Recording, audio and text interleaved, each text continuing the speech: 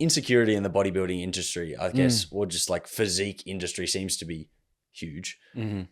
How do you feel the same? Like being in that industry, do you feel like that is quite a big thing and a big reason why people are pursuing this, want to look a certain way because of insecurity as well as the competitiveness? Yes.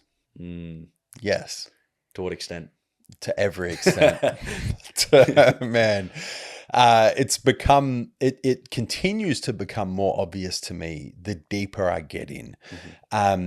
It became very obvious to me when I walked through the door of becoming a promoter of shows, which was 2018, so 6 years ago now. Because up until then, I'd only ever been a competitor. I never saw like the back end of how shows actually ran, and I didn't really have a lot to do with other competitors apart from, you know, the guys I train with and compete against. But now as a promoter, I see all the bikini girls and all the figure girls and all the bodybuilders and the classics, and like I see everything now.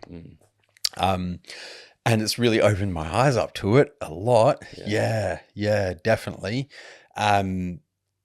It worries me on a number of different levels. But I don't want to kind of paint a picture of doom and gloom as well, right? Because the sport is an incredible sport.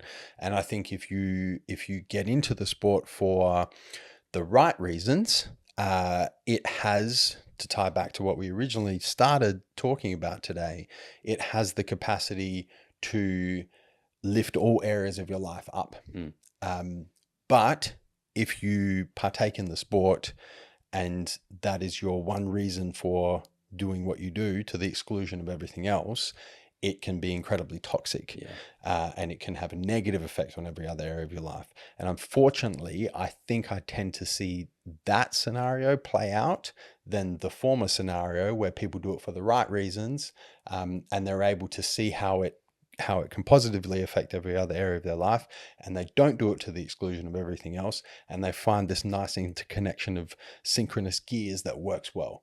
Very rare, but when it does, fucking amazing.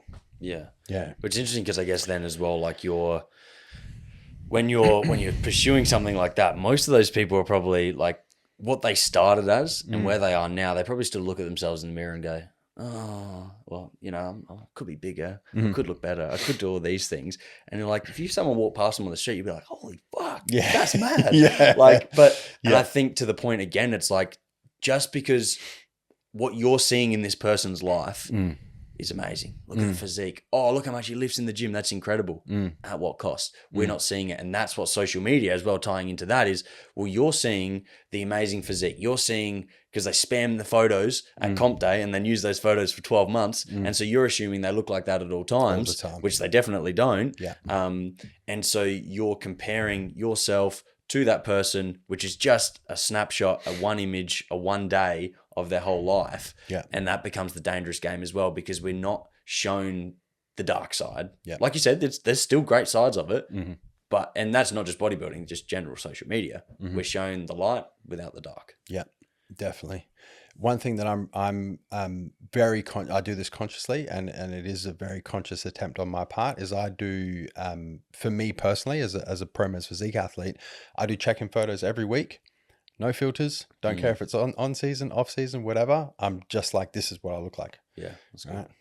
That's it. Right. And I don't look like I'm fucking stepping on stage most of the time. Most of the time I'm a little bit out of shape. Right. And you know, I could definitely be leaner. And, you know, I'm not like jacked and fucking juicy like I am, you know, 2 weeks out from a show.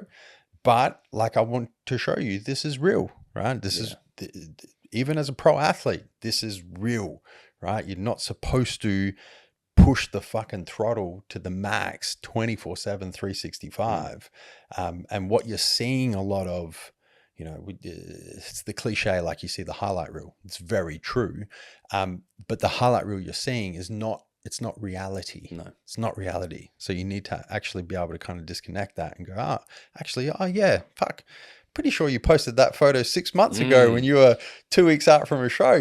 Hold on a second. I just saw that again. Wait, what's going on here? Yeah. You know, because people do. They do. 100%. And I think that taps back to the insecurity is because they're worried about putting that photo up where they look like they do now, because they believe people have the expectation that they should look that way at all times. So it's just this constant battle of, I think other people, I'm like, no one's probably thinking that. People don't give a fuck, man. Yeah, they're living their own life. They don't care. Yeah. They got their own shit going on. Yeah. They don't care.